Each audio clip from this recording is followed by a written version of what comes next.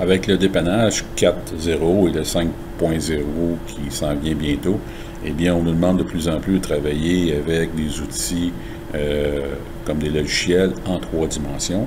Et un des bons exemples que Automation Studio nous offre, donc c'est son logiciel avec les options 3 dimensions. On peut l'avoir aussi en 2 dimensions. Dans ce cas-ci, vous avez un bon exemple au niveau d'une pelle excavatrice qui est ici. Alors, on peut la déplacer, comme on peut voir, qui nous donne 3 dimensions. Au niveau de son circuit, vous avez un circuit qui est proportionnel. Alors, les 2 lignes qui sont en haut nous indiquent que les soupapes sont proportionnelles.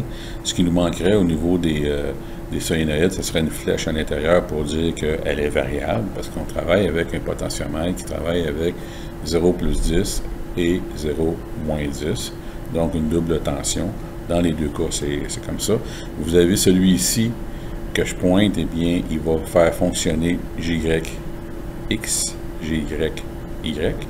Et celui-ci, qui a encore 2 axes, va faire fonctionner seulement GYX.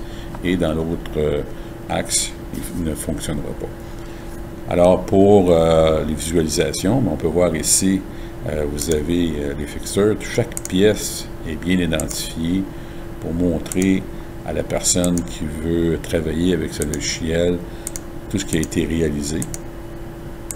Chaque pièce pourra avoir aussi les dimensions, etc. Et là, si on va en mode simulation,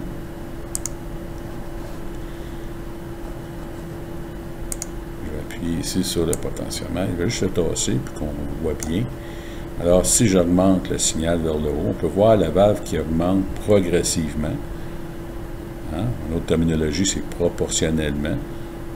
Alors, de haut en bas, on voit en temps réel la pelle qui bouge.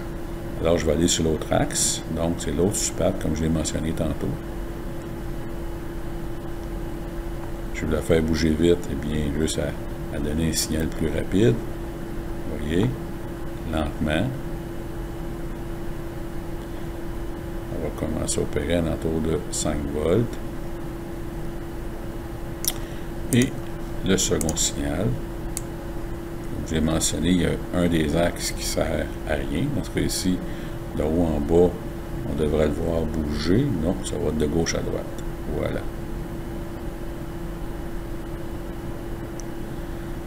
Alors voilà la petite démonstration pour le 3 dimensions.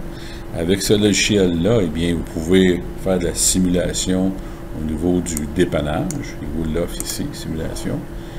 Vous créez vos pannes, donc en pointant, comme je l'avais déjà montré dans d'autres démos.